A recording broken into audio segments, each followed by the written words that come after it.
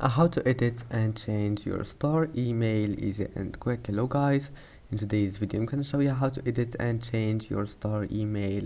First open your browser and then click settings here, and now scroll down until you find here's it. You will find it here, the first one, store profile, and here we'll find email. Now just click on it and type here an email you want,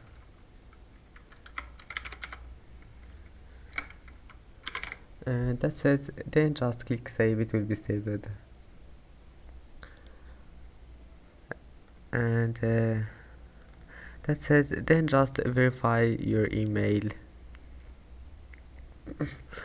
I hope that can help you, and that's it for this video. If you like this video, don't forget to like and don't forget to subscribe, and thank you for watching this video until the end, and see you in the next video.